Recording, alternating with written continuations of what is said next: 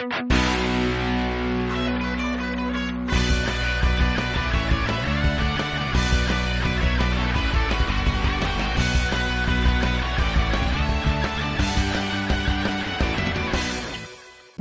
et bienvenue dans Pain sur la planche. Je m'appelle Charles et ce que je vous propose à travers ce podcast, c'est que l'on parte ensemble à la rencontre des acteurs qui façonnent le manga en France. Passer de l'ingénierie à mangaka, ça se prépare. Et c'est ce que l'on voit dans ce 4e chapitre de Pain sur la planche avec Z, l'auteur de Space Punch. À la manière d'une épopée, sa quête pour devenir mangaka commence par une rencontre. Une rencontre avec un ponte du manga français dont je tairai le nom au risque de vous spoiler mais qui, j'en suis sûr, vous parlera.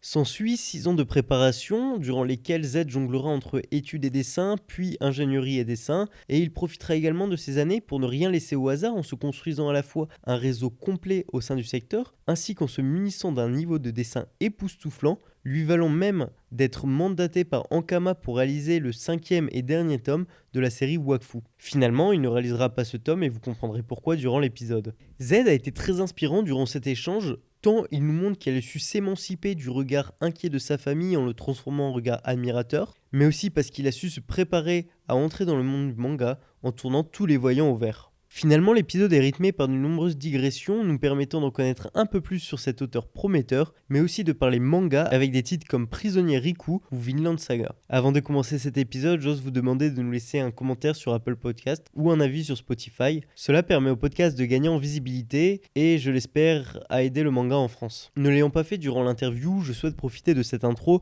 pour tout d'abord remercier le média Tomodachi, proposant un contenu à la fois qualitatif et d'actualité sur la culture pop japonaise, pour nous avoir accueillis dans leurs locaux le temps de cette interview. Vous pouvez les retrouver sur Instagram et sur les autres réseaux à @tomodachi.fr, mais aussi tous les jeudis sur Twitch dans le Tomodachi Club, une émission culture jap, manga et anime ultra dynamique avec des guests que, je l'avoue, on leur envie souvent. Fort de mon amateurisme dans le rôle d'hôte, je n'ai pas demandé à Z de présenter son manga. Alors voici une courte présentation de Space Punch pour tenter de me rattraper. L'histoire se passe à Mirai City, ville dans laquelle mafia et police semblent trop bien s'entendre et où la soif de justice de deux frères va grandir pour nous embarquer dans une lutte follement dynamique. L'un policier, frustré par la corruption de ses pairs, l'autre vendeur de nouilles, dont le sort semble s'acharner sur lui, ils vont chacun se battre à leur manière pour changer les choses grâce à un mystérieux héritage laissé par leur père. Space Punch est un manga mélangeant divers thèmes comme la mafia, la boxe, la corruption, la police et même la relation fraternelle. Aujourd'hui, la série compte 3 tomes et voici l'histoire de son auteur. Bonjour Ziad. Salut.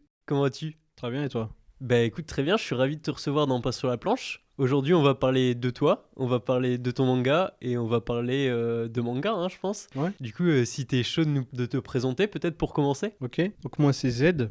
Certains m'appellent ZD, d'autres par mon prénom Ziad. Mais voilà, tous ces noms pour parler de la même personne, c'est-à-dire l'auteur de Space Punch, donc il y a un manga chez Ankama Édition. Actuellement, il y a 3 tomes de sortie et le tome 3, donc il sort ce vendredi 21 octobre. C'est exactement ça, donc le podcast sera pas encore sorti, je pense, quand ça sortira, mais on vous le conseille fortement. Et est-ce que tu peux venir un peu sur comment t'en es arrivé à Space Punch, du Z de tout petit au Z de maintenant, qui sort un très très bon manga qu'on se conseille fortement. Ouais, bon, je vais t'éviter le parcours depuis ma naissance, mais grosso modo, je dessine depuis tout petit, normal comme plein de gamins, et c'était la qualité que j'avais en particulier, donc c'était par le dessin que je sortais du lot, mais j'avais pas vraiment de projet de manga derrière, c'était plus un hobby.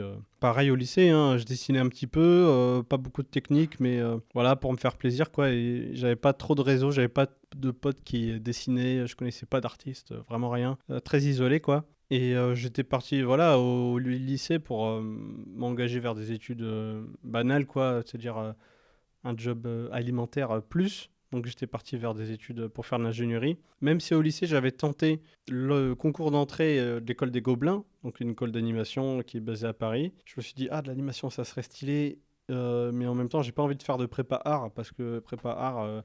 t'as rien derrière, quoi. Surtout que le dessin, c'est quelque chose qui est très autodidacte, donc pas forcément besoin d'une formation. Mais pour l'animation, j'avais envie de tenter post-bac, sachant que la plupart des gens qui font le concours, en général, ils ont 2 ou 3 ans de prépa derrière eux. Donc moi, j'arrive direct, comme ça, et j'ai fait partie des 96% qui n'ont pas été pris. forcément. Donc je me suis dit, bon, vas-y, je vais faire un métier banal, lambda, lambda.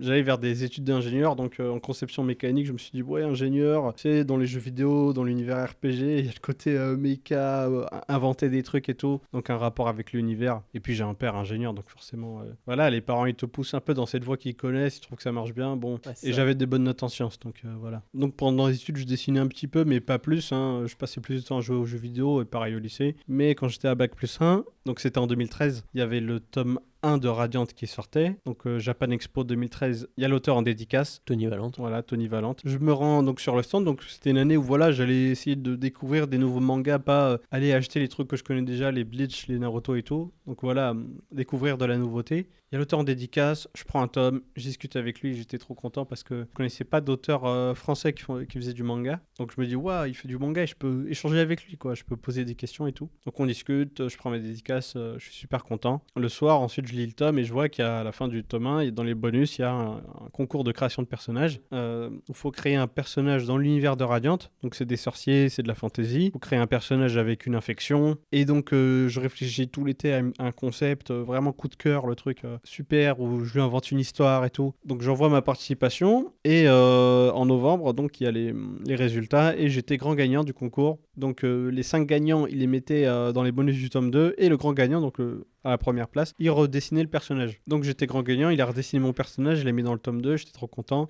Premier fan art que je recevais du coup, incroyable. Donc pas mal pour un premier fan art. Et là j'étais refait, trop content, et je me suis dit, ah ouais, il y a moyen quoi. Donc ça a réveillé un peu la petite flamme. C'est ça, vois, en mode, tu t'y dis, ton échec des Gobelins, il a peut-être été reboosté par cette petite victoire que tu as eue avec Tony. Quoique même avec les Gobelins, ensuite j'avais eu le classement. Donc j'avais eu les notes. Ouais. Et en fait, il y avait 660 participants. Et que 4% qui sont pris. C'est ça qui est ouf. Et sur les 660, j'étais 60e. Alors que tu n'avais aucune étude dans le dessin, non, que rien, tous les rien. autres ils sortaient de prépa. Et même, j'avais pas beaucoup de technique et tout, donc j'étais pas si loin Mm. de la seconde épreuve, l'épreuve de l'oral. Mais de toute façon, l'épreuve de l'oral, faut montrer un book et tout, j'avais pas grand chose. C'était mort de C'est chez honnête. mort, quoi. Donc voilà, Radiant, je prends contact avec l'auteur, je le remercie et tout, je joue sur Facebook, il m'encourage, et je me dis, donc là, ouais, là, il y a moyen, là, il y a du potentiel, d'autant plus que mon dessin a gagné, pas parce qu'il était particulièrement beau, mais parce que Il y avait un il y concept. avait de l'idée, du concept et tout. Donc, ouais, je me suis dit, ok, il y a un potentiel. Mm. Donc là, j'ai repris plus sérieusement le dessin en parallèle de mes études. Donc, je l'ai ajouté en ami. Donc, et aussi, tu sais, sur Facebook, c'est pareil que sur Twitter. En fait, quand tu as un contact qui like quelque chose, ça s'affiche sur ton mur. Bien sûr. Et du coup, j'ai découvert plein d'artistes, plein de francophones, quoi, que je connaissais pas. Et ensuite, j'allais les voir en convention. Je leur montrais mon lutin. Donc, j'avais un lutin avec plein de feuilles et tout. Je montrais, machin. Et j'avais des bons retours. Et je prenais contact avec les gens. Même, je les ajoutais en ami et tout. Et je le revoyais. Et cette période-là, tu es encore en études études d'ingénierie. Ouais, donc j'étais à Bac+1 quand le tome 1 de Radiant est sorti. Ok. Voilà. En fait, c'était les vacances d'été entre Bac plus 0 et la première année de DUT et la deuxième année. Ton post-bac. Voilà, exactement. Je me fais un petit réseau, mine de rien, je rencontre plein de gens. Mm. Et ensuite, ces gens, des fois, je leur envoie des messages, j'essaye de sympathiser et tout. Moi, je me mets à dessiner, je demande des conseils, puis je les vois en vrai aussi. Donc voilà, il y a tout un réseau qui se crée petit à petit. Donc je me fais plein de potes qui sont à fond dans le dessin. Et donc moi je suis dans mes études à ce moment-là, mais comme j'ai plein de potes qui sont à fond dans le dessin, qui ont des petits projets, moi aussi je me mets des petits projets, je me challenge avec des petits trucs à faire. Genre, tu as des petits exemples? Ouais, des petits one-shots, des petits projets, des trucs collaboratifs, où genre avec un pote on fait une planche chacun. Ah ouais, ça c'est pas mal. Voilà, avec nos deux persos qui se tapent, donc avec Géraud, l'auteur de Reaper, on faisait ça. Quand j'étais en études d'ingé, on scénarisait ensemble un combat, et genre on faisait chacun une page quoi. On a fait ça, sur au total une dizaine de pages. Et aujourd'hui, vous êtes tous les deux édités chez Ankama. Voilà, exactement. Incroyable. C'est un beau parcours. Donc voilà, et en fait, au fur des années, tant qu'il se passe 5 ans, pendant lesquels j'ai mes études et je dessine toujours à côté, mon réseau il s'étoffe. Comme je dessine plus, mon niveau il progresse, forcément. Et puis je rencontre les gens à la Japan Expo. Je squatte un peu dans les dîners et tout. Et je rencontre les éditeurs aussi, notamment Élise, l'éditrice d'Ankama.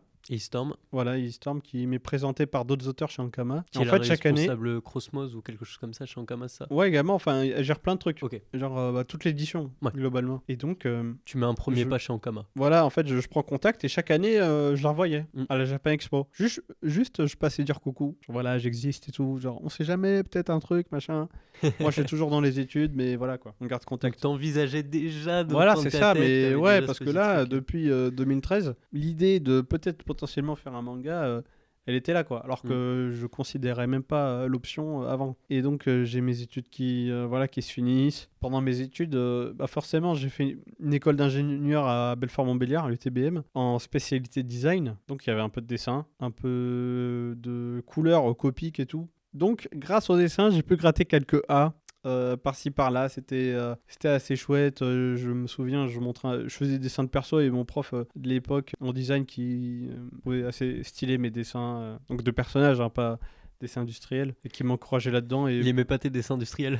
si aussi, si. Mais voilà, forcément, j'étais plus à l'aise sur les personnages, quoi. Oui, c'est ce qui te plaisait le plus. Voilà. Et même, voilà, les potes, les camarades de l'école, je dessinais et tous, et ils comprenaient pas que. Enfin, quand ils constataient le niveau, ils comprenaient pas que je sois là. D'autant plus que ça me passionnait pas l'école d'ingé, quoi. Donc à ce moment-là, tu dessinais déjà énormément. Ouais.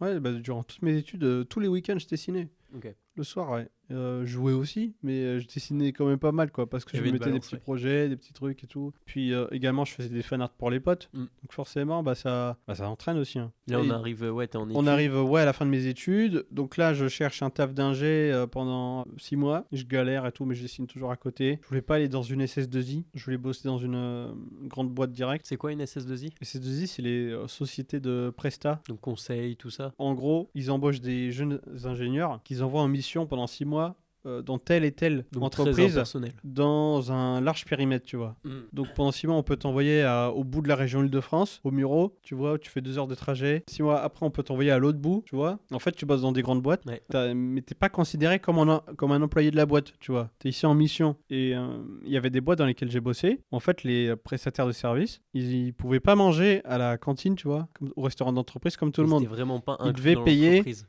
Voilà, il devait payer un supplément de 9 € en plus, donc c'était impensable. Et du coup, la plupart du temps, ils mangeaient à la cafette. Soit il y avait des sandwichs froids, soit ils avaient un micro-ondes. Ils ramenaient leur lasagne Picard et tout. Et je me suis dit, mais. C'est pas Et ça que nous, tu veux. et nous, on se mettait trop bien au restaurant entreprise. Donc j'étais en stage à l'époque et je me suis dit, mais c'est trop injuste, quoi. Et puis c'est vraiment des escrocs, les managers et tout dans les boîtes de presta. Ils proposent des vieux salaires, vieilles conditions. Voilà, quoi. Je les portais pas trop dans mon cœur et je m'étais renseigné. Il y a plein comment dire, plein de magouilles, Ouais. etc. Donc Genre c'est ils peut-être- payent pas l'intéressement, la participation. C'est peut-être plus facile à l'embauche de rentrer, mais derrière, les Ah conditions, ouais, elles sont horribles, quoi. mais 70% des étudiants en sortie d'école, ils vont dans des SS2I. Mm. Voilà. Et en gros, ils m'étonnent un peu en disant ouais, tu pars plus bas, mais tu peux monter vachement plus haut, machin. Ouais, ils te vendent ce qui est faux, ouais. Ouais, voilà, du pipeau.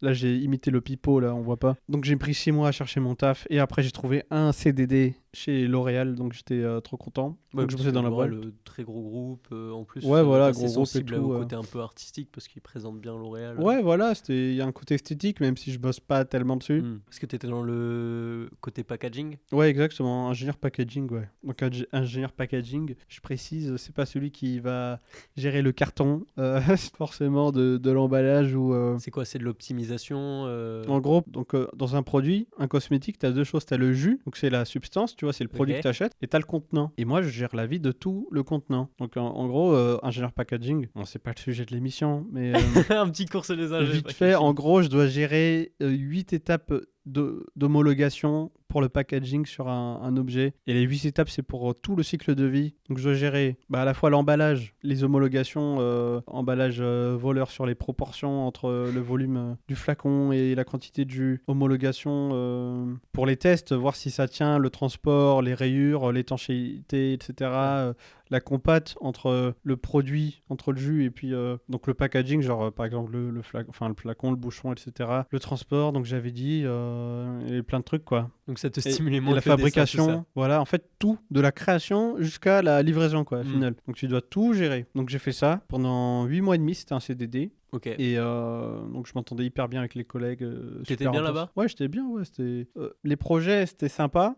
Ça me passionnait pas de ouf. Ouais, ça te faisait pas Mais vibrer. les gens avec qui je bossais, je les kiffais, donc c'était pas un souci. Et puis aussi, c'est le genre de taf où, en fait, ils te mettent énormément de projets à la fois, et sur chaque projet, tu bosses avec tout le monde. Et du coup, t'es obligé de beaucoup bosser parce que si tu fais pas ta part, bah, ça handicape plein de gens bloque dans tout la le monde, chaîne, ouais. tu vois. Et donc, tu charbonnes pour tes collègues aussi. Et du coup, bah, forcément, l'employeur, il est content, tu vois, parce que, tu vois, en faisant créer cet affect, bah, au final, il arrive à tirer plus de productivité de l'employé, quoi. Ouais, il sert du travail de groupe un peu pour Voilà, porter tout le monde voilà, vers le haut. grosso ok. modo. Et donc, t'arrives au bout des 8 mois et Ouais, demi alors chez L'Oréal. même avant les 8 mois de CDD, à la moitié du CDD, donc il y avait deux choses. Ok. Donc déjà, j'avais un entretien de mi-parcours, où voilà, en gros, c'est un petit bilan sur ton profil et tout, sur tes missions, comment tu te débrouilles, machin. Ils étaient assez contents, mais ils sentaient que j'étais pas assez passionné. Moi, j'étais là en mode, ah, grillé, ma couverture. Oh non, ils l'ont eu. Zut alors. Mais pourtant, je posais plein de questions tout le temps. J'allais voir tout le monde, je posais plein de questions. Mais des questions pour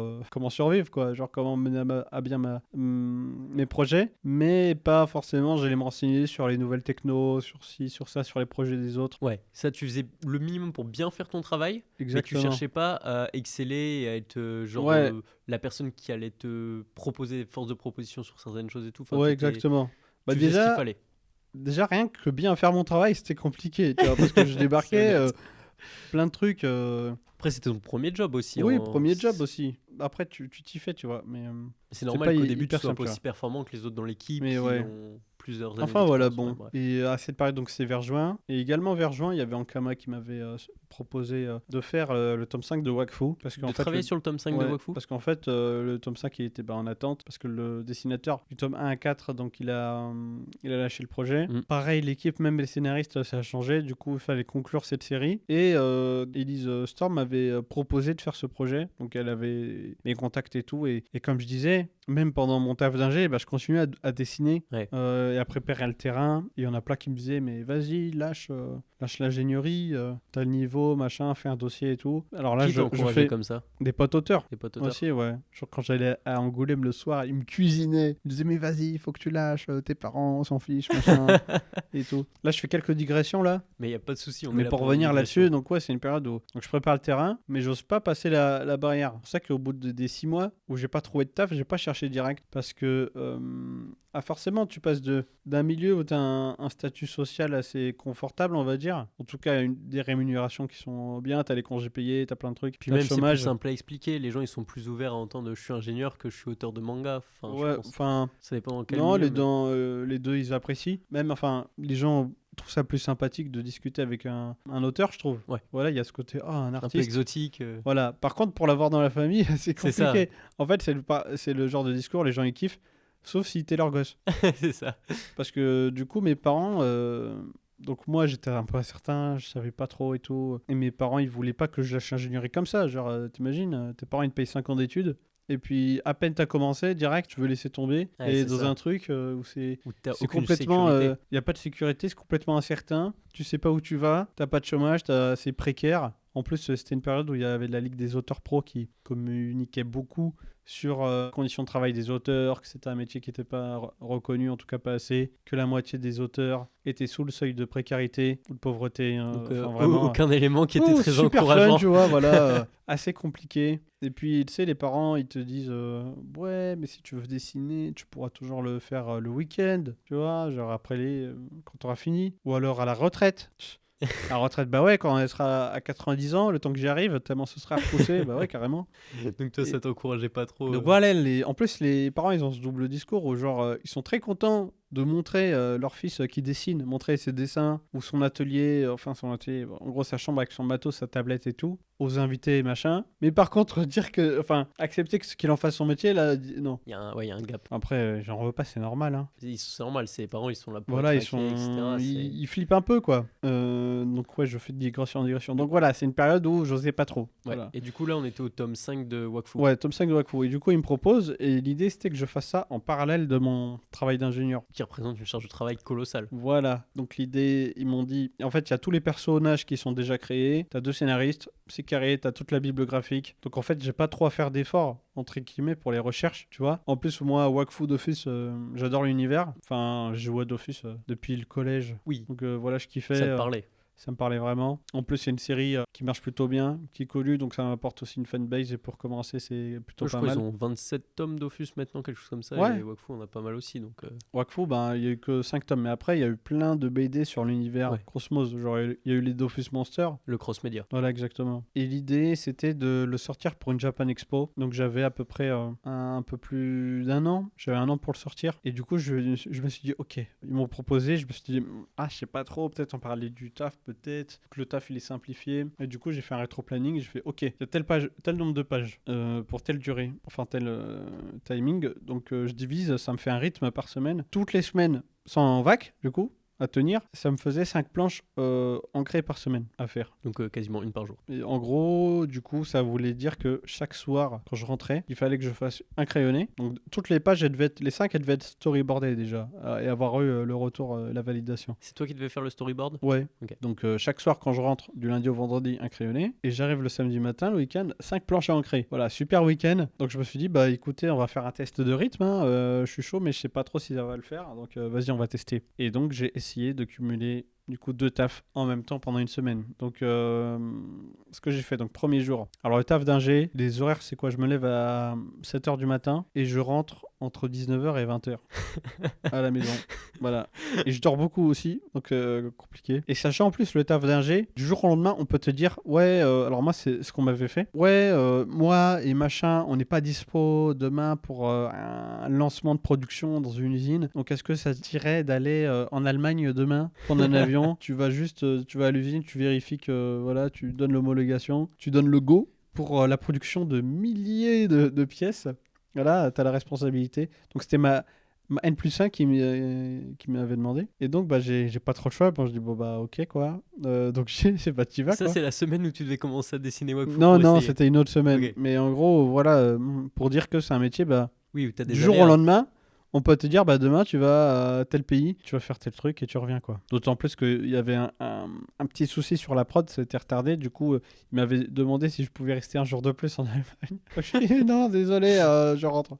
Donc voilà, donc là, c'était une semaine où on m'a pas sollicité pour ça, tu vois. Ok. Donc voilà, 7h, je me lève. Ouais. Entre 19h et 20h, je reviens. Je finis mon dîner. Bah, tu sais, tu rentres, tu te poses un peu, tu décompresses, tu te fais ton dîner. J'ai fini mon dîner à 21h. Ensuite, je dois faire le crayonné. Le crayonné, je le finis à minuit. Donc en gros, ma journée, c'était 7h minuit.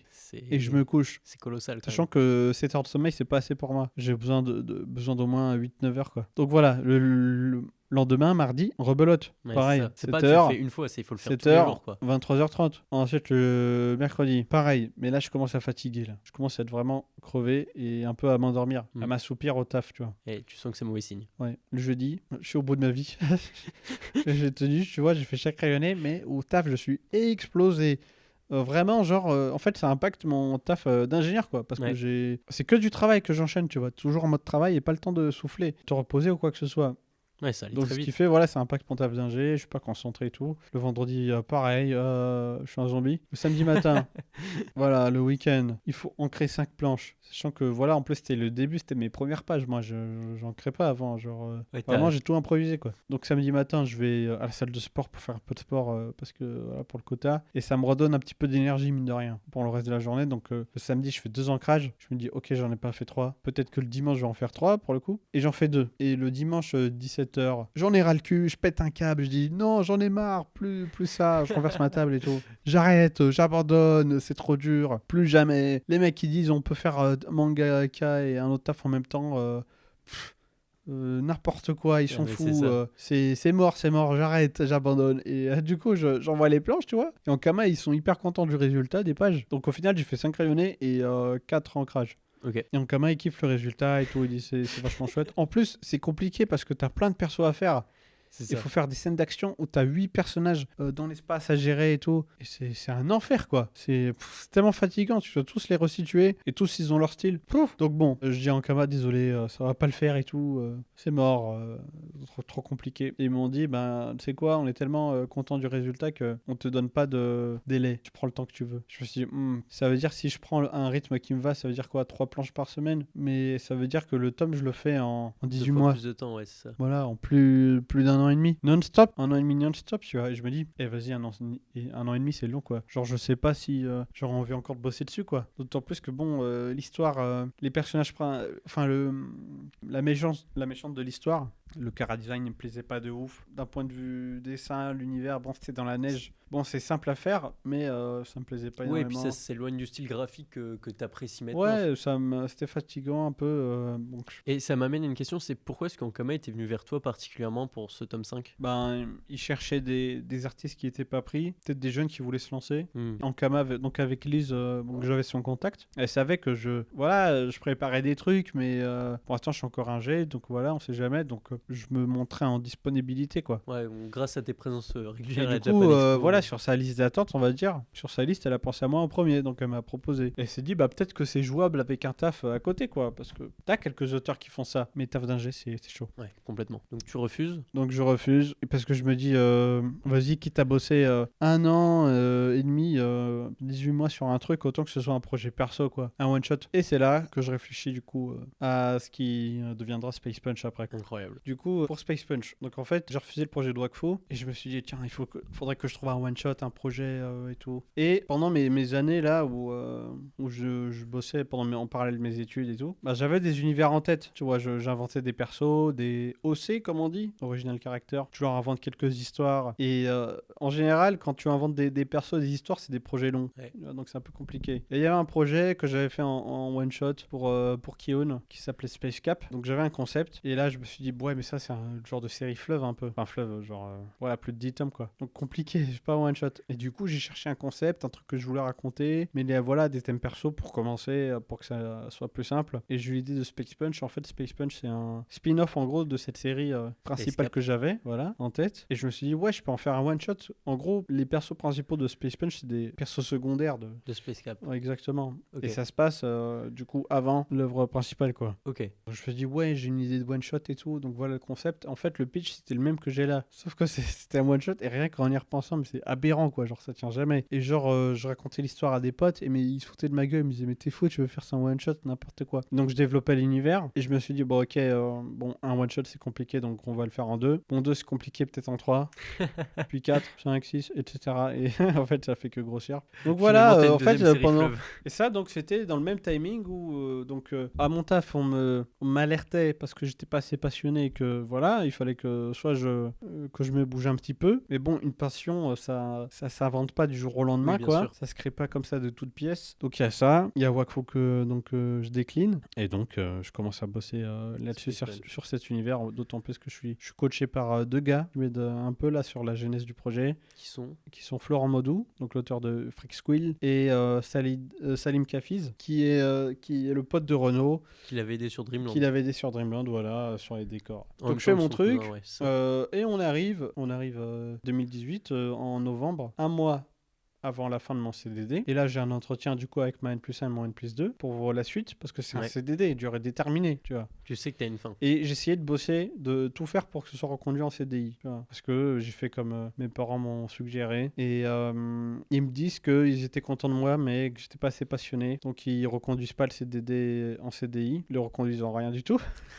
D'autant plus que les places, elles se créent pas comme ça. Faut prendre la place de quelqu'un, tu vois. Ouais, et moi, j'étais remplacé par quelqu'un qui revenait de congé mat, qui avait plus d'expérience. Et du coup, ils m'ont conseillé d'aller vers un métier plus graphique. Je me dis, ok. Et là, en fait, quand ils me disent ça, donc c'est une ambiance un peu bizarre parce qu'ils te disent, on peut pas te reprendre. Donc voilà, j'espère que c'est ok pour toi. T'as encore un mois à travailler. T'as encore un mois à travailler. Et juste après, tu retournes à ton bureau, à bosser à côté de ton N+1, comme si de rien n'était. C'est ça. Alors qu'en fait, tu bosses dans un et dans un mois, t'es plus là, quoi. Mais en fait, ça a été un peu comme un soulagement, d'une part. C'était pas plus mal, quoi. Et alors là, pendant le dernier mois, donc je dis aux collègues, machin, que je suis pas repris, installé, donc ils étaient un peu deg et tout, parce que forcément, il y avait une bonne ambiance et tout. Donc j'essaye de regarder côté design. Donc vraiment, le service design, où c'est vraiment des gens qui font voilà, de la modélisation 3D et tout, des courbes, vraiment invention. Donc il y a un côté, faut être vraiment, avoir une affinité avec le milieu, quoi. Toujours chez L'Oréal ou Chez non? L'Oréal, ouais, Ok. toujours. Alors, je tente, je me renseigne et tout, je regarde ce qu'ils font, tu vois, en essayant de toujours mêler le dessin et l'ingénierie, mais c'est pas mon délire, tu vois, et je teste des trucs, et elle me demande, la responsable du service, de modéliser des trucs sur des logiciels 3D chez moi, logiciels que j'avais pas encore, donc que je devais installer et tout, pour Et que tu devais montrer. apprendre à utiliser? Ouais, voilà.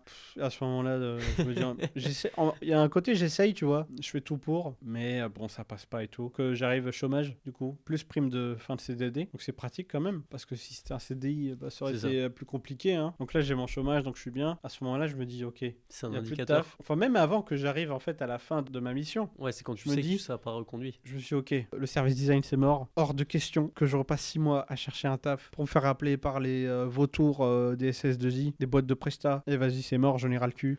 Normal. Rien à foutre. Je vais faire mon manga. J'ai préparé le terrain. Je suis pas dingue. Voilà, tout le monde me dit vas-y, go, go, que ce soit au taf. Tu vois, Ouais. parce que même au taf, Ils sont au mon taf courant d'ingé de- à L'Oréal, tu vois, quand tu discutes le midi, qu'est-ce que tu as fait ce week-end, je montre ce que j'ai fait et tout, ils kiffent, tu vois. Ils me disent, mais qu'est-ce que tu fous là? Et que je dise, ouais, je sais pas trop et tout, les parents, machin. Tu sais, pour eux, c'est aberrant, Ouais. tu vois. Ils voient disent, que t'as mais- une passion ailleurs et ils comprennent pas que tu sois dans un job Ouais, où t'as pas Ils cette disent, passion. mais vis ta vie, tu vis pas pour tes parents, quoi. Et moi, bah, forcément, c'est un peu plus compliqué et tout, tu vois. Donc, j'entends, tu vois. Et je pouvais pas faire un truc contre la volonté de mes parents. Pour moi, c'était compliqué, quoi. Je pouvais pas m'opposer frontalement comme ça. C'est un vrai dilemme pour toi? C'était un peu un dilemme, ouais. Il y a des gens pour qui c'est aberrant, ils font juste ce qu'ils veulent. Il y a des parents qui encouragent leurs enfants à faire ce qu'ils ont envie. Moi, c'était pas vraiment ça, c'était plus la sécurité d'abord. Donc bon, d'autant plus que j'y repense, digression. Mon stage de fin d'études, j'ai failli le lâcher parce que j'avais une collègue, elle me cassait les couilles. C'était vraiment insupportable. Elle me traitait vraiment comme le stagiaire de service. Horrible. Oh, quelle connasse. Là, je suis en roue libre. Et franchement, j'avais envie de lui dire d'aller se faire enculer. C'est cas de vérité, ouais. Mais si je dis ça, en fait, mon stage, il est annulé. Et j'avais envie de lui faire ça, mais genre 2 semaines avant la fin, tu vois. Parce que je me dis, vas-y, pourquoi je devrais subir ça alors que pour un métier que j'ai même pas envie de faire. Franchement, c'est trop pour moi. Et je vais rentrer dedans, quoi. Je me dis, non, prends sur toi, ne gâche pas tout. T'as juste à tenir 1 semaine ou 2, et voilà. Ça va aller. Et c'est fini, t'as ton diplôme, machin, voilà. Et ce qui fait d'ailleurs, j'ai une vieille note pour le stage, les profs, ils m'avaient cassé les pieds, machin. Enfin bref, ça c'est de l'histoire ancienne. Donc voilà, je suis au chômage, et là je me dis, ok, let's go, je vais faire ce dossier. Donc là, les parents, ils sont un peu en stress, genre, oula, et tout, bon, il va tenter son truc, bon, on va voir. De toute façon, il a un diplôme d'AG, donc ça va, il peut toujours revenir. Et ce qui fait, pendant que je bossais sur mon dossier, Ouais. donc tu vois, quand mes parents, ils discutaient entre amis et tout, tu vois, avec d'autres gens, quand ça parle des enfants, les gens demandaient qu'est-ce que je faisais. Mes parents disaient, ouais, là, il bosse pour un projet artistique, mais il peut toujours redevenir ingénieur après, hein. C'est juste, voilà, pendant 1 an, une petite période, après, il reprend les choses sérieuses, voilà, vrai métier. Fini Un peu comme les, si tu partais en césure en autour voilà, du fini monde, les mais- clowneries. Et donc je fais mon dossier. Donc mon dossier, alors en général, ça prend entre 2 et 3 mois. Mm. Mais moi j'ai mis 5 mois à le faire. Et c'est risqué parce que dans la mesure où la majorité des dossiers ils sont refusés, 90%, et ben en fait 90% des gens ont plus ou moins perdu leur temps. Ouais. C'est-à-dire ils ont voilà créé un doc, un PDF quoi, qui leur a pris des mois et qui sert va à pas rien. aboutir. D'autant plus qu'ils doivent le refaire si voilà. Donc on incite les éditeurs, incite les gens à faire le minimum possible. Genre un dossier avec 3 planches seulement. Tout l'inverse de Senshiro. Voilà, moi j'ai fait 30 pages dans mon dossier, tu vois.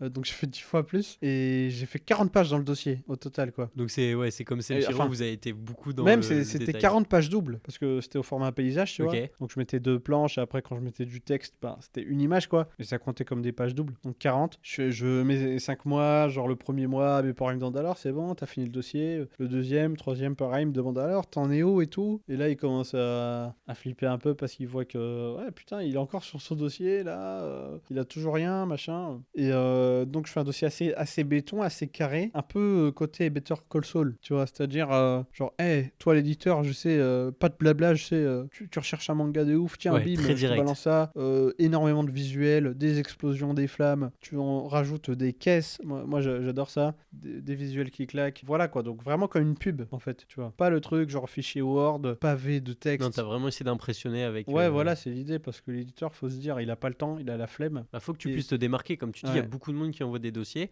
90% sont refusés. Donc pour être dans les 10%, faut savoir se démarquer. Ouais, voilà. Et puis, ouais, j'ai fait un truc archi béton avec donc plein d'illustrations et beaucoup de pages. Ouais. Parce que, bah, déjà, ça permettait à l'éditeur de juger la narration. Parce qu'il y avait plusieurs séquences avec plusieurs pages qui suivaient, dont une séquence de 20 pages environ, je crois, ou 15-20. Également, ben, pour moi, ça me permettait de me rassurer parce que j'avais pas fait de planche avant. Moi, je suis vraiment un escroc, dans le sens où Ouais, t'as juste fait celle de J'ai- Wakfu et c'est tout. j'ai fait les 5 pages de Wakfu, j'ai fait 20 planches pour un one-shot et j'avais testé un projet en collab avec un scénariste, j'ai fait 50 pages de crayonné seulement. Donc voilà, donc même pas avec les planches du dossier, ça faisait une centaine de planches à mon actif. Donc c'est vraiment pas beaucoup. Presque comme si t'étais encore débutant dans, Ouais, dans voilà. le domaine. Donc avant les pages du dossier, j'en avais fait voilà 70 quoi, cassé. Donc ça me permettait de m'entraîner aussi, du coup, bah, de rassurer l'éditeur sur ce que je peux faire, de me rassurer moi. Et puis c'est bien pour l'immersion et tout. Et puis mine de rien, j'étais quand même vachement confiant dans mon dossier. C'est-à-dire que dans son dossier, il faut savoir où est sa place. C'est-à-dire je regardais le marché. Ok, le marché c'est ça, mon niveau c'est ça. Moi par rapport au marché, qu'est-ce que je vaux? Et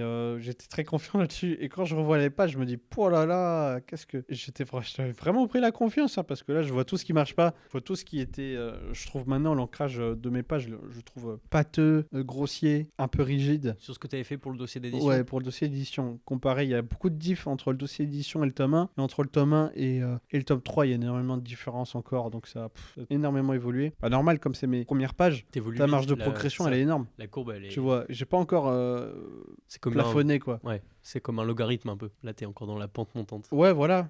Après, j'ai fait le plus gros de la pente montante, je pense. Ah ouais, Mais tu je sens suis que pas, je plafonne pas, mais voilà. tu sens que quand même tu progresses moins vite qu'avant. Bah, je suis entre les deux, je pense. Ok. Ouais, je progresse un peu moins vite. En fait, c'est des petits ajustements avec le temps qui se font. Mais il y a plein de. Mais tu t'es trouvé. Ouais, mais après, il y a plein de trucs sur lesquels que je teste encore. J'ai fait que 3 tomes. Hein. Ouais, bien sûr. Bon, 3 tomes, c'est 700 pages.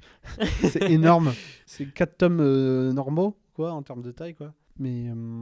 Ouais, puis ça va. J'espère que ça va continuer, quoi. Notamment pour voilà les trucs sur lesquels j'ai des lacunes. C'est où que tu penses que t'as des lacunes maintenant? Où tu sens que tu peux Sur encore- des comment dire, des actions du quotidien, des postures du quotidien qu'on les perçoit, des postures qui détendues. sont naturelles. Ouais. Tu sais, avec les mains, tu sais, pas des poses un peu rigides, notamment quand les persos ils sont assis. Hmm. Enfin, tu sais, ce que Tu les fais trop droit. ils sont l'équivalent pas assez- ouais. du dessin d'observation, tu vois. C'est un peu galère. De toute façon, ça se voit quand t'as des refs et tout, issus de la photo, ou que t'as des vrais modèles, ou quand voilà, c'est des persos, t'improvises un petit peu, Un peu quoi. même bâton. Voilà, c'est ça.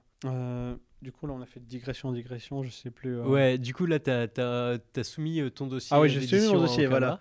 À Un tout le gros monde. dossier, ouais. Donc, au bout de 5 mois, je l'envoie. Et en fait, donc, je l'envoie en mars. Donc, je le fais de novembre à mars. Et en janvier, donc, il y avait Angoulême. Et en fait, j'avais déjà ancré pas mal de planches du dossier. Donc, la partie vraiment planche. Et j'allais voir tous les éditeurs à Angoulême. Donc, il y en avait que je connaissais. Donc, Elise, que je connaissais, que je montrais mes pages. Voilà, pour dire voilà où j'en suis, quoi. L'éditrice de Glénat, elle connaissait mon taf, mais elle me connaissait pas. Donc, je vais la voir. En fait, elle était en train de discuter avec quelqu'un. Donc, moi, je me pose à côté, l'air de rien. Tu vois, je la regarde. Et elle voit qu'il y a un grand dadé, là, qui la regarde, qui attend quelque chose. Donc, elle se tourne vers moi. Excusez-moi, vous voulez quelque chose? Et Ah, vraiment, bah, c'est voilà, trop je, bien, ouais. je lui prends 1 minute de son temps. Je fais, ouais, excusez-moi. Je sors mon lutin avec mes pages B4. Ta, ta, ta, ta, ta, ta, ta. Genre, je monte tout. Je dis, voilà, je fais ça. Je suis en train de préparer un dossier. Est-ce que je pourrais avoir une carte de visite avec Ouais, un pour mail envoyer, direct pour vous envoyer ça? Et là, elle reconnaît mon trait. Donc, elle me dit, ah ouais, je connais et tout. Ouais, carrément. Elle me donne sa carte. Elle me dit, n'hésitez pas à m'envoyer ça. C'est Donc, fou. comme ça, elle a le visuel de ma tête. Il y a eu là, des petites discussions. Et elle connaît mon taf et elle a l'attente du truc. Je fais pareil avec Pika. Donc Pika, je crois qu'il me connaissait déjà un peu avant. Via Renault ou rien à voir? Via, ouais, Renault, je pense, ouais. Pika, ensuite il y avait Kana aussi, Ok. je fais pareil. Il y en avait 5, non, je crois, Et au puis total. Kyun aussi. Et Kyun. C'est marrant Qui parce que t'avais déjà Kyun, travaillé. ouais, Kyun, il essayait de se barrer, tu vois, il passait vite fait après une conférence. Et hop, je l'ai attrapé en plein vol. D'autant plus que Kyun, en fait, ils éditent pas comme ça, ils passent que par le tremplin. Donc, C'est quoi le tremplin, si tu peux tremplin expliquer? Kyun. Le tremplin Kyun, c'était un concours qu'ils faisaient depuis 2017, je crois, ou un peu avant, je sais plus quand est-ce que ça a commencé. Je crois qu'il y a eu 3 éditions. Ouais, 2-3 éditions. Où en gros, Pendant 2 mois, je crois que c'était tout l'été, il donnait un thème ou pas, il laissait faire, les gens faire leur one-shot. Un one-shot de 20 pages, strict. Et en gros, le grand gagnant, il gagnait un contrat d'édition. Incroyable. Chez Kion, voilà. Et en gros... Ils le font encore? Là, non. Le dernier, c'était il y a peut-être 2 ans. Mais depuis, non. Là, il n'y a pas trop. Donc, ils éditent pas comme ça. Ils font que via concours, Ok. en fait. Donc, ça permet de voir aussi qu'il y a un peu une fanbase et tout. Mais bon, je me suis dit, on sait jamais. Hein, tu sais, j'en vois quand même pour laisser le choix, quoi. Donc, il y avait eux et puis Tsume, à l'époque, qui commençait, qui se mettait à fond dans le manga, quoi. Donc, voilà. Donc, ça fait 5 éditeurs. Donc, les 5 ont dit oui. Et ça fait plaisir. Et ça fait plaisir. Donc, j'ai pu choisir, du coup. Et là, tu le dis à tes parents que tu as été accepté par... Ouais, cet et éditeur? en fait, voilà, dès que, du côté des parents, dès que tu dis t'as plein d'éditeurs qui sont chauds, et ben là, ça les rassure de ouf. Normal. Enfin, ils sont soulagés, et là, ça va, ils commencent à. Ils te cassent plus les pieds, tu vois. Enfin, non, ils me cassaient pas les pieds, j'exagère, mais voilà, Ils sont moins se inquiets. détendent. Et donc, je signe chez Ankama. Ouais. Donc voilà, mes parents, ils sont contents, donc je fais mes pages et tout, pendant 2 ans. Et ouais, et dès que c'est sorti, ensuite, mes parents, c'était mes plus grands fans. Ils en parlent partout, tout le temps, machin. Ça a dû te faire plaisir quand même. Ouais, c'est sûr, c'est chouette. Parce qu'ils étaient forcément, ils savaient pas trop dans quoi ça s'engageait. Et puis, Bien sûr. voilà. Non, là, ils sont contents et pour eux, c'est évident que je fasse ça. Mm. Mais quand même, parce que donc tu me disais pour parler, quand je parle de mon parcours, ouais, de l'ingénierie, et tout, je passe de l'ingénierie à du manga. Je l'ai pas fait comme ça, parce que Bien des fois, sûr. je reçois des messages, voilà, et des gars qui sont ingénieurs aussi, hein, qui ont envie qui ont également cette passion du manga. Mais en fait, c'est pas genre ok, j'ai plus de CDD, bon bah je vais commencer à sortir ma trousse et à faire des trucs, à m'entraîner. Non, en fait, j'ai préparé le terrain. Bien sûr. C'est-à-dire, j'étais déjà prêt entre guillemets avant même de me lancer. Bon, en vrai.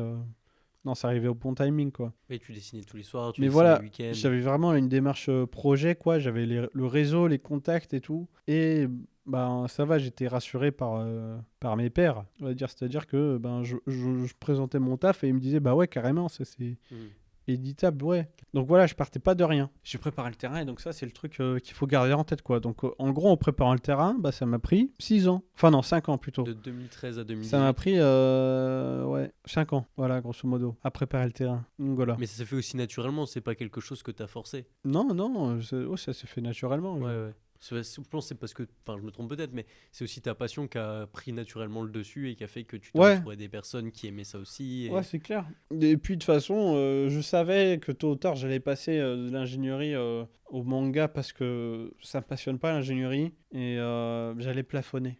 Ouais. De toute façon. C'est déjà fou que tu aies fait toutes tes études en ingénierie alors que tu avais déjà cette conscience.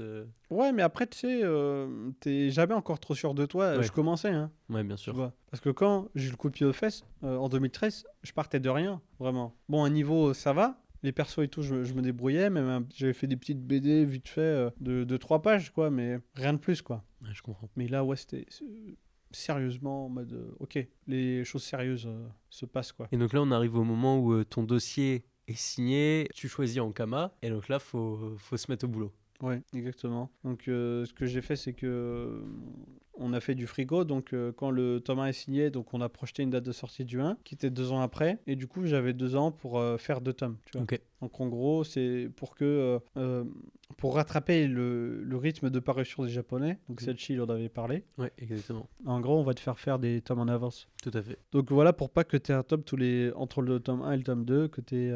C'est ça, c'est pour au début commencer à ancrer l'histoire avec un rythme de parution voilà, assez que élevé. t'es pas un an, quoi. Ouais, c'est ça. Pendant 2 ans, je fais mon frigo. Donc idéalement, il se passe... j'ai le temps de faire 2 tomes, mais les choses se passent pas comme prévu. Et le frigo se transforme en glacière toute pourrie, tu sais, d'été. Quand même. Et qui réfrigérie à peine. Et en gros, donc je prends du retard sur mon 1, donc je mets un peu plus d'1 an. En même temps, le 1, il est costaud, il fait 216 pages. Le tome 2, je me dis, vas-y, je fais moins de pages. Parce qu'à la base, je suis sur une base de 180 pages, pardon. 180 tomes, Oula. bon courage. Donc sur une page de 180 pages. Et je fais plus pour le tome 1. Je me dis, pour le tome 2, j'en ferai moins. Mhm. Tome 2, j'en fais 32 plus. Au final. Et le retard sur le 1 se cumule sur le 2. Ce qui fait que quand le 1 sort, je devais bosser sur mon tome 3. Ok. Mais en fait, j'ai fait que la moitié du 2. Et là on est au 4 juin 2021. Voilà, exactement. Ok. Donc il y a l'an dernier. Et en gros, il me reste 3 mois. En fait, je dois finir dans les 3 mois qui suivent pour que le tome 2 sorte à la date qu'il faut. Parce qu'il devait sortir 3 mois après. Voilà. Et donc, je dois faire en 3 mois ce que j'ai fait en 6. Ok.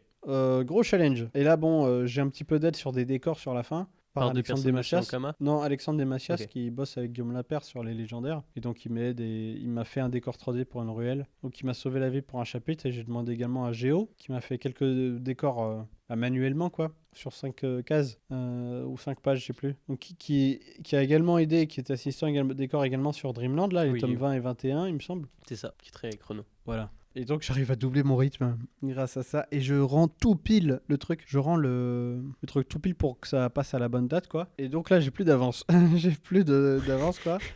Et je dois attaquer mon 3 en même temps que le 2, il sort, quoi. Et donc, à la base, le 3, il devait sortir par la Japan Expo.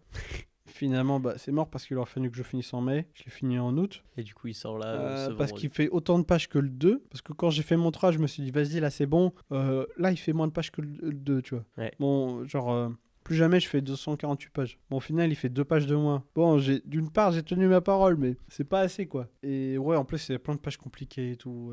Et sur ce tome-là, donc je mets 9 mois. Et je l'ai déjà reporté une fois pour la Japan Expo. Ensuite, il devait sortir le 18 septembre, ou le 16. Bah, je l'ai reporté parce que c'est mort, quoi. En plus, il y a eu la Japan Expo et la Japan Expo, c'est 4 jours de dédicace. Ça Et en fait, t'es tellement fatigué que tu prends une semaine à récupérer le Ouais. rythme. Bah déjà, le lendemain, le lundi, tu dors toute la journée. Et après, le mardi, mercredi, machin, t'es explosé.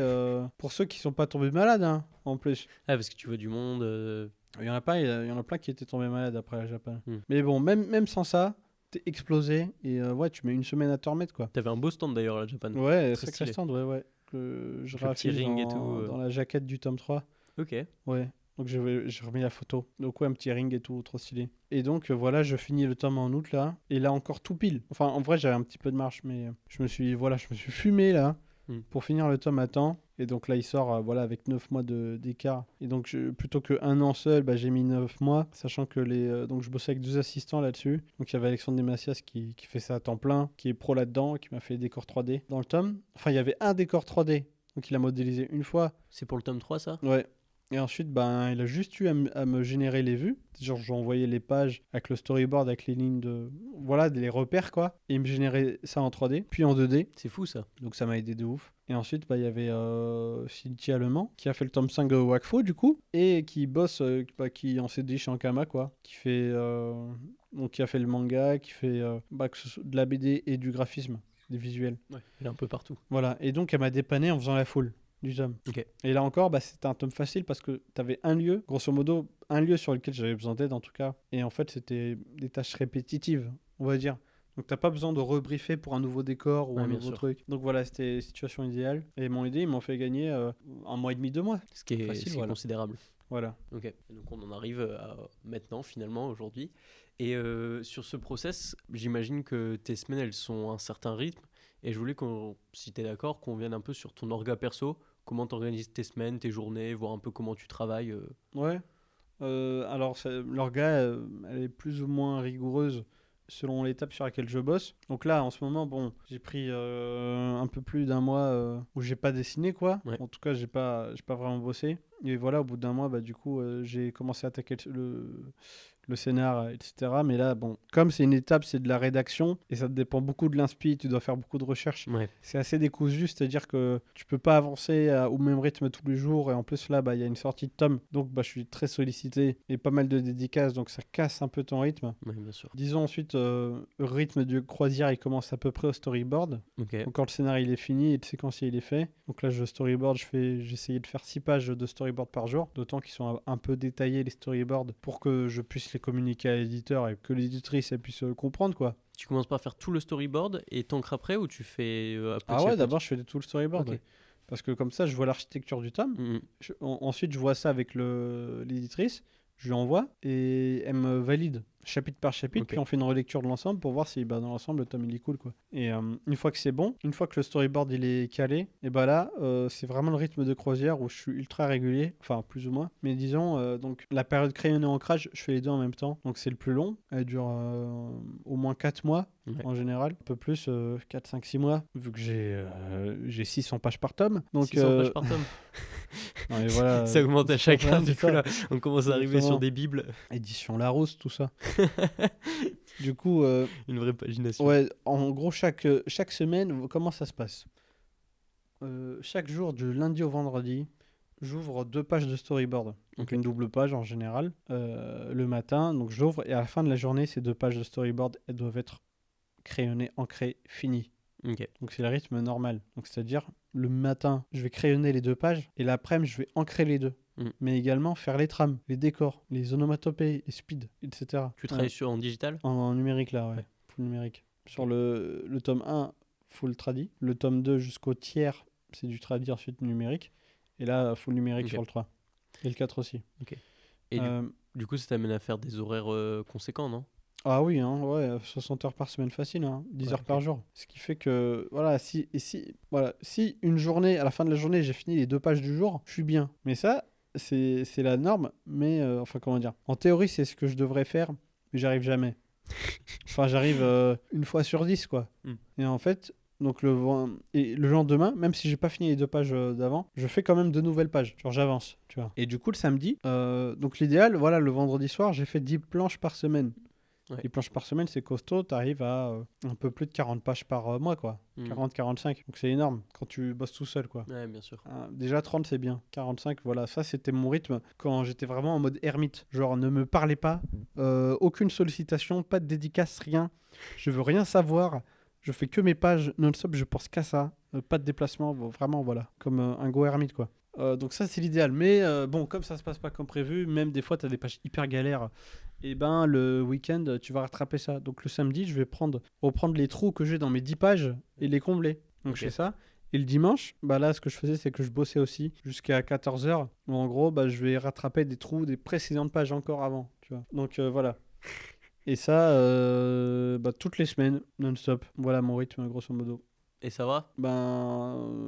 Pas trop. Enfin, si tu veux là, ça va. N'hésite pas. Mais c'était chaud, franchement. Et ça permettait pas d'avoir une vie équilibrée, tu vois. Donc ça, je l'ai tenu sur 3 tomes. Mais je me suis trop fumé. Et là, tu sens que tu as un équilibre à trouver? Ouais, j'ai envie de... Bah là, je vais réduire drastiquement le nombre de pages. C'est-à-dire passer de 240 à 200. Ouais. Même si 200, c'est déjà bien, c'est déjà beaucoup. Hein. Ouais. Normalement, c'est et un peu moins. Du coup, changer ma narration et tout. Peut-être faire des histoires plus denses. Enfin, déjà que c'est plutôt dense hein, quand même. Ouais, en 3 tomes, il se passe beaucoup de trucs. Ça va très très vite. En fait, j'ai plein de contraintes parce que pour justifier l'attente entre les tomes, t'as intérêt à faire un tome qui rassasie les lecteurs en très plat dessert, un peu. Donc tu peux pas laisser un tome qui laisse les lecteurs sur leur faim, comme peuvent le faire les japonais, parce que t'as des mangas, genre je sais pas moi, Tokyo Revenger, je vois qu'il y a un tome tous les 3 mois, et ben tu peux faire un tome qui laisse un peu le lecteur sur sa faim, genre ouais.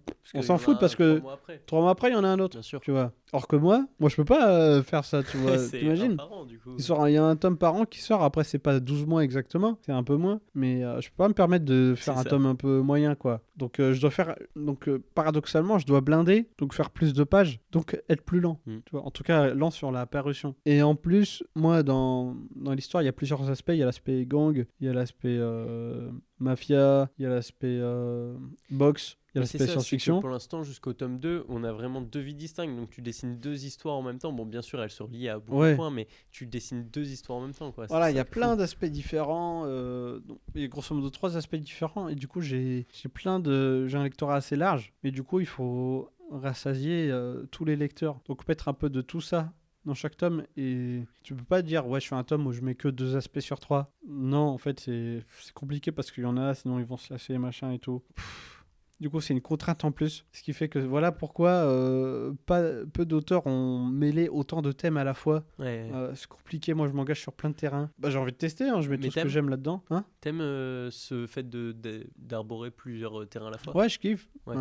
C'est tous mes inspirations, hein, je les mets dans mon tome et j'ai envie de mêler tout ça, et puis c'est une expérience, hein, je teste carrément aussi. C'est vrai que c'est ton premier manga finalement. Ouais, voilà, donc autant tester des trucs, quoi. Tout à fait, tout simplement. Premier manga qui est, si je me trompe pas, qui est inspiré de Prisonnier Riku en autre. Ouais, c'est une de mes inspirations, ouais. Alors il y a pas trop le milieu carcéral. Non, mais par contre je sens la corruption, ces sujets-là, tu vois. Ouais, t'as ces trucs-là, puis c'est un manga, c'est social, t'as un peu c'est étiqueté SF. Sur la 4ème de couve des tomes de Riku, baston, social, SF, et c'est vrai que c'est à peu près les mêmes thèmes en fait dans Space Punch. Ouais, moi ça me parle beaucoup, Prisonnier Riku, et je trouve que c'est un manga encore un peu sous-coté, tu vois. Bah ouais, c'est pas connu, y a pas d'anime machin, et puis il y a pas des super pouvoirs et tout. C'est ça. Et ces mangas-là, c'est compliqué à marketer. Hein. C'est ça, pourtant, il y a des histoires qui sont tellement fortes. Enfin, elles te Elle est prennent trop au bien. cœur. Hein. Hein. En fait, c'est Prisonnier Rico, genre, t'as peu de lecteurs, mais les lecteurs, c'est des lecteurs hardcore. Ah, mais. Genre, archi fan. Moi, j'ai pas encore fini parce que j'ai découvert finalement il y a même pas un mois. Ouais, Je suis en train de c'est trop bien. de saigner des yeux. Il a trop d'énergie et tu sens que Mhm. l'auteur, il est adorable. Ouais. Derrière, tu sens, il y a de l'amour, et il y a de l'humanité et tout. Bah, il y a le spin-off de Renoma qui Ouais, sort, je ouais, crois, ouais. en ce moment. Ouais, mais Prisonnier Rico, ouais, pareil, j'ai tous les tomes à la maison, Ah, plus le spin-off. Donc voilà, 40 tomes de Shinobu Seguchi à la maison, mais j'ai pas lu les 2 derniers de Rico encore. ok. Je me demande si je relis pas tout pour être bien dans le jus Ouais. avant de relire les 2 Ça derniers, peut se comprendre. et je verrai. Et du coup, ça m'amène une question que je pose à tous les invités. C'est quoi un peu tes inspirations et tes lectures du moment? Ça peut être lecture, je dis lecture, mais ça peut être une série, ça peut Ouais. être film, un podcast, une vidéo YouTube, enfin un Mhm. truc qui t'a un peu marqué ces derniers temps. Alors ces derniers temps, indépendamment de ce qui m'a inspiré pour le tome, Ouais. enfin pour Space Punch, bah là en ce moment je lis Vinland Saga. Ok. Là j'ai découvert, alors je connaissais, hein, j'avais lu les deux premiers tomes et j'avais bien kiffé, mais tu sais des fois bah il y a un truc que tu kiffes, enfin que t'aimes bien, mais tu passes à autre chose machin parce que voilà t'as la tête ailleurs ou t'es sollicité par autre chose. Donc bon, j'ai laissé de côté et puis il y avait l'animé sur Netflix là, donc Ouais. bah, je me suis dit bah vas-y je vais regarder l'animé et j'ai grave kiffé. Trop bien. Et du coup, direct après, j'ai acheté tous les tomes. Ouais. Du 8 au 25, du coup. J'ai acheté l'intégrale, quoi. Et je me lisais un tome par jour. Et je me mettais, en plus, l'OST de l'animé. Ah oui, donc t'étais vraiment Matrixé à tunnel fond. vision. Exactement, je me mettais en plus des musiques spécifiques. Et selon la scène, tu vois, genre, hop, je change d'OST. Genre, oh, là, il y a de la baston, je mets un OST de baston. Là, ça devient émotionnel. Je mets... Ouais, je vois. Une musique un peu plus ouais. chill et tout, ouais, ok. En plus, les deux derniers OST de la série, elles sont incroyables. La dernière, là, tu vois, qui te tease un peu la saison d'après, incroyable cette OST. Et du coup, bah, je l'écoutais aussi quand je faisais mon scénar. Donc ouais, c'est trop bien, Vinland Saga. En plus, tu sais, c'est simple, mais le thème, il est hyper bien choisi et tout est hyper maîtrisé. Ouais, tout à fait.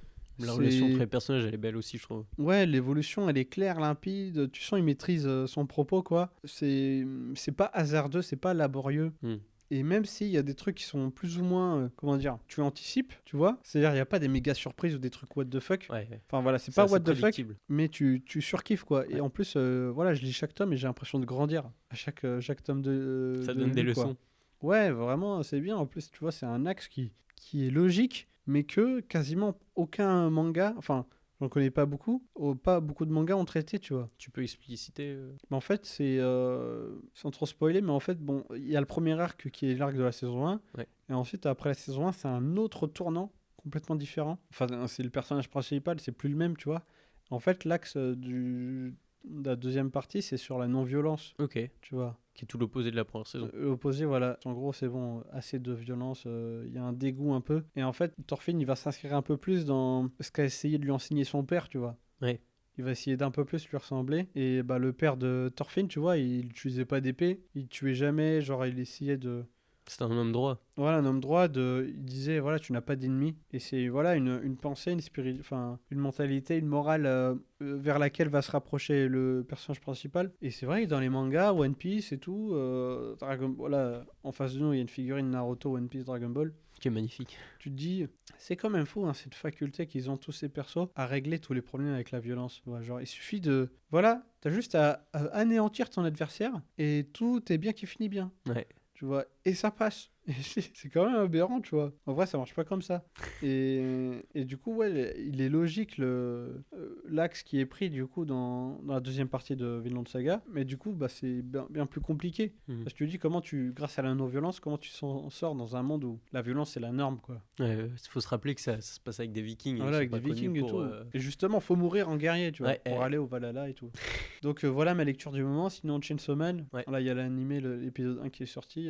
L'opening il me rend dingue, je l'ai revu plein de fois. Qui est plein de références, Plein de références, cinématographiques. Et là encore, c'est un autre truc, tu vois, où je kiffe, mais en fait, tu n'anticipes rien, en fait, où c'est limite plus hasardeux. il pourrait tout se Pardon. passer. C'est complètement what the fuck. Tu ne comprends rien. Enfin, on comprend rien. Tu comprends pas pourquoi il se passe ça, forcément, mais tu kiffes quand même, tu suis. Le truc dans Fire Punch, c'était à peu près similaire, un peu what the fuck. Et t'as des auteurs comme ça qui te font des BD où en fait tu ne piges rien, mais parce que c'est complètement abusé l'événement qui se passe, ou alors les réactions des persos qui te font comprendre qu'il y a un enjeu de ouf, bah tu dis bah ok, je suis, tu vois le courant. Pareil Urasawa, dans un autre registre, mais un peu comme Chainsaw Man, dans le sens où... Urasawa qui a fait 21 ouais, Century et Boys. Billy Bat. Ou genre Billy Bat, tu piges que la moitié en fait, mais c'est pas grave, tu kiffes la lecture parce que rien qu'avec la petite moitié, avec les enjeux, tu comprends qu'il y a un truc un peu transcendant et qui dépasse tous les persos qui est en train de se passer. Et après, bon, c'est le genre de manga, genre faut relire plusieurs fois, tu vois. Ouais. Pour essayer de remettre les clés parce que en plus il te met une sous-intrigue dans le Billy Bat, genre avec c'est quoi la blanche et la noire, tu vois, en parlant de la chauve-souris, pour ceux qui ont lu ils comprendront. Et pareil, et dans 20th Century Boys c'est le délire de c'est qui ami, tu vois, donc c'est le plot du truc et tu piges jamais vraiment, tu vois, c'est un peu louche et genre il faut que tu ailles voir des vidéos théories Ouais, c'est ça. en dehors quoi, donc ouais t'es complètement perdu pendant ta lecture mais tu kiffes quoi, Ouais, et tu profites du chemin quoi. Donc tes deux lectures du moment, Voilà. tes deux recos, Vinland Saga, Ouais. Chainsaw Man. Ça- Après j'ai quelques tomes 1 de plein de trucs mais Ok, rien qui me vient à l'esprit particulier. Sinon là je regarde l'animé Spy Family très drôle. et je kiffe aussi, c'est très bien, c'est C'est simple. enfantin, hyper accessible, c'est plutôt simple. Moi quand je voyais que ça a explosé niveau vente, je me suis dit ouais le scénar ça doit être un truc de ouf. Au final le scénar il marche bien, tu vois, c'est simple et tout, mais pour faire un truc simple c'est Mais les hyper personnages complexe. sont adorables. C'est Les ça persos ils qui- sont trop qui est ouf. vraiment super. Donc voilà. Ok, bah top. On arrive bientôt à la fin de l'interview. Moi, il me restait quand même quelques questions. Je vais en poser encore deux. La première, c'est donc dans une interview précédente, tu expliquais qu'aujourd'hui en France, il y avait peu de mangas qui étaient rentables. Je pense qu'on peut les compter sur le doigt d'une main. Comment est-ce que tu penses que ça peut évoluer pour que les choses changent? Je pense que ça C'est une question restera le dure. cas au début. Bah, c'est-à-dire sur 10 projets édités, t'en as un qui reste dans le temps.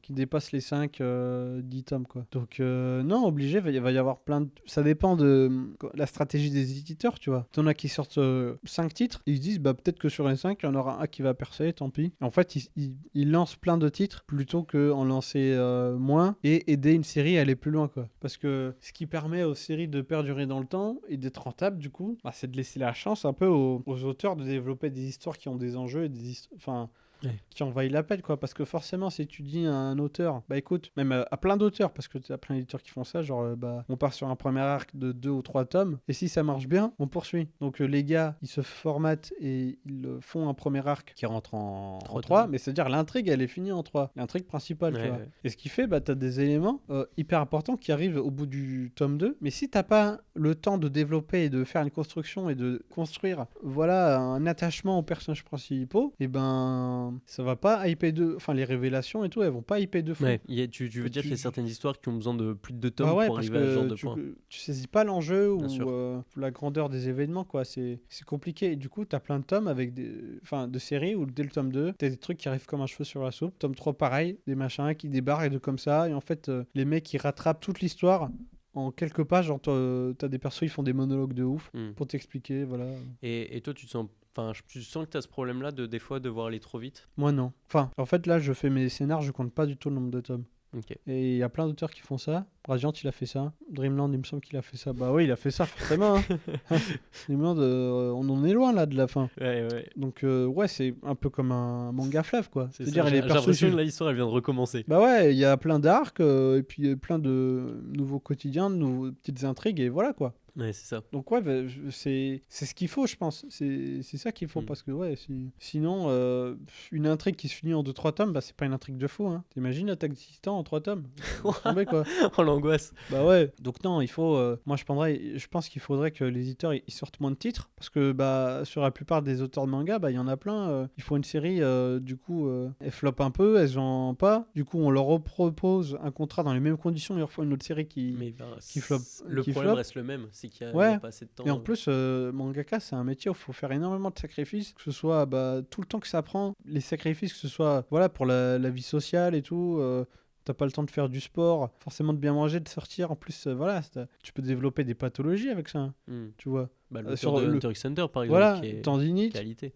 Problème de dos, tu t'aères pas assez, tu marches pas assez, t'es sédentaire. Voilà, tu coupes de plein de choses pour rester chez toi à bosser des heures et des heures, des années. Et la plupart des gens dans ce métier, parce que comme je dis, il y a un manga sur 10 qui perdure dans le temps, et leurs efforts sont pas récompensés. Ouais, il y a une frustration aussi.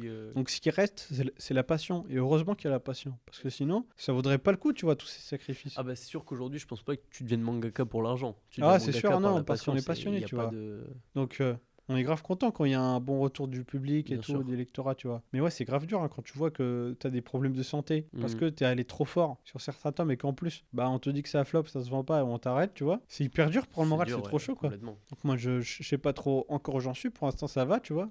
Je touche du bois. Mais ouais, c'est compliqué. Donc, ce qu'il faudrait faire, parce qu'en fait, aussi, les éditeurs, ils éditent des projets, certains qui sont destinés à. Enfin, vu le marché qui est quand même archi compliqué, parce qu'un manga français, t'es obligé de faire plus qu'un manga japonais, quoi, dans l'histoire. Et enfin, je trouve, hein. On peut pas permettre de faire une histoire qui prend trop son temps et tout. Pour ça, moi, j'essaye de charbonner, quoi, sur les tomes. Et même au niveau en dessin et tout, faut être là, quoi. Je suis d'accord, mais j'ai l'impression que même côté Japon, maintenant, j'ai l'impression qu'il y a une tendance au fait que les histoires, elles commencent très fort, très vite.